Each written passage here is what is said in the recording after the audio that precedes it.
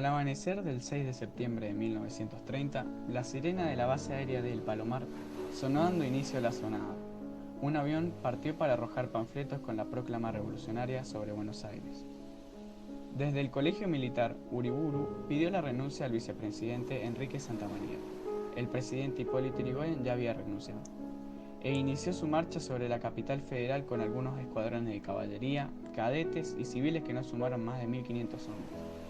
Aunque se estima que unos 10 millones de hombres del ejército permanecieron leales al gobierno constitucional, sin ir más lejos, la propia guarnición de Campo de Mayo no se unió a la sublevación. Nunca se impartieron órdenes de reprimir, aparentemente por instrucciones de Irigoyen para evitar un derramamiento de sangre. Un tiroteo en las inmediaciones de la confitería El Molino, frente al Congreso Nacional, fue el enfrentamiento más importante de la jornada. Así se dio cita al golpe militar de 1930, dando lugar a la primera dictadura argentina, que abrirá un periodo conocido como la década infame, que puso fin a los gobiernos radicales, iniciados en 1916.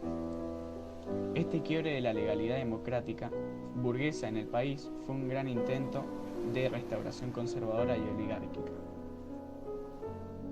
Debemos recordar que la década infame se produjo en el mundo de entreguerras, marcados por las disputas frente a la hegemonía mundial imperialista, la Gran Depresión del 29 y un importante ascenso revolucionario de la clase obrera. La quiebra de la Bolsa de Nueva York en 1929 repercutió directamente en nuestras tierras con la caída de los precios de materias primas en el mercado internacional. Los 30 abrirán así una crisis política en Argentina entre los sectores de las clases dominantes, por cómo responder a las nuevas necesidades económicas para mantener las ganancias y por las relaciones que debían sostenerse con las distintas fracciones del capital extranjero, Estados Unidos y Gran Bretaña. Del radicalismo, la llegada de los militares. La UCR era por aquellos años el partido burgués más popular, con una base social y electoral muy heterogénea, pero era un claro representante de los sectores de la clase dominante, la oligarquía terrateniente y la incipiente burguesía industrial. El radicalismo se pudo mantener por cerca de los 15 años en el gobierno, protegiendo la gran propiedad agraria y arbitrando en los conflictos obreros. Pero los 30 acabaron con este equilibrio, ya que Irigoyen no supo cómo responder a las demandas de los diversos sectores al llegar a la Gran Depresión. Desde la Semana Trágica de 1919 se había comenzado a conformar grupos fascistas cívico-militares como la Liga Patriótica, descontentos con la táctica de los radicales, los cuales se dividían entre nacionalistas oligárquicos, a los que se adhería José Félix Uriburu, influenciados por el ascenso del fascismo en Europa. Sus ideas eran una transformación radical del sistema político a través de la abolición de la ley Sáenz-Peña, la suspensión de la Constitución y suprimir elecciones y partidos políticos.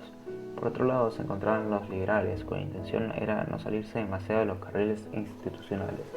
A esta tendencia pertenecía el general Agustín Pedro Justo. El proyecto Uriburu fue el primero en aplicarse y fracasó. Desde 1932 comenzó a regir el proyecto liberal con Agustín Pedro Justo. Luego comenzaron a desfilar, amparados en el fraude electoral, cada vez más escandaloso, con Roberto Ortiz y Ramón Castillo, todos ellos representantes directos de la oligarquía terrateniente y encargados de profundizar la subordinación de Argentina como semicolonia británica, cuyo emblema es la firma del Pacto Roca-Rounyman. Una de las medidas más importantes de este pacto fue que Gran Bretaña siguiera comprando carne enfriada y Argentina a cambio le otorgó monopolio del transporte de Buenos Aires. La ofensiva económica militar y el movimiento obrero.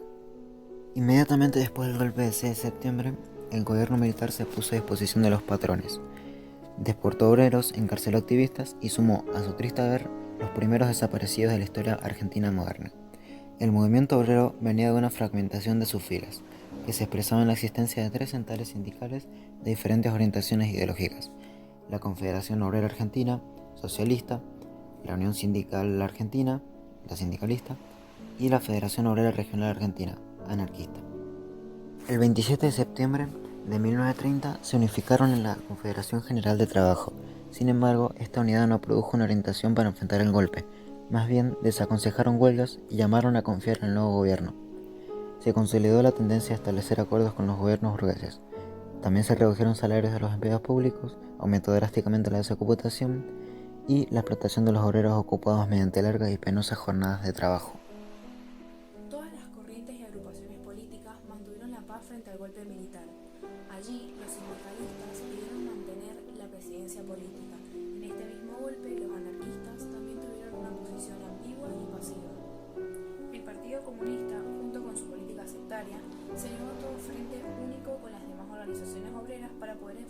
golpe.